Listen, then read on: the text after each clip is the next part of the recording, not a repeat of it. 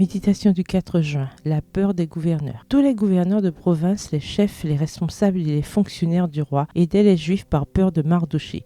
Esther 9, le verset 3 dans la version Bible des peuples. Supposons que, dans leur terreur de l'édit de mort, les Juifs aient ignoré le second décret leur donnant la permission de défendre leur vie par la contre-attaque. La nouvelle semblait trop belle pour être vraie, mais la foi a joué un rôle important. Quand les Juifs ont vu que les princes des provinces soutenaient le second décret, leurs cœurs ont débordé de bonheur. À cette époque, Mardochée était déjà le premier ministre du royaume, aimé des Juifs comme des non-Juifs. Les dirigeants des 127 provinces ressentaient désormais la peur que les Juifs avaient autrefois éprouvée. En cas de crise, de difficulté ou de détresse, lisez le livre d'Esther. De la même manière que Dieu a pris soin des Israélites, il prendra soin de vous. Ce jour-là, 75 000 personnes sont mortes, des personnes qui étaient venues pour exterminer les Juifs. C'est ainsi qu'a été établie la date la plus reconnue et célébrée par le peuple hébreu jusqu'à ce jour, la fête de Pourim.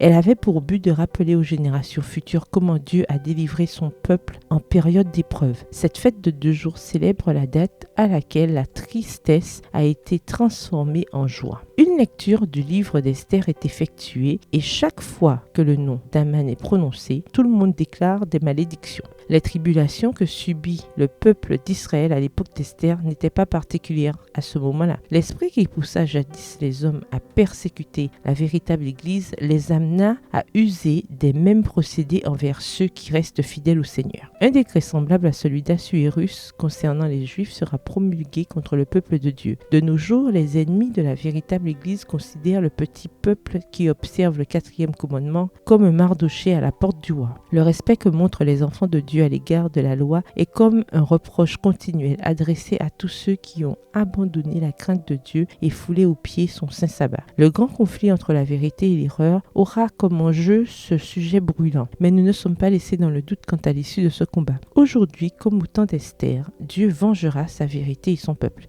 Faites confiance à la promesse de la justification et savourez la victoire à l'avance. Bonne journée, que l'Éternel vous bénisse.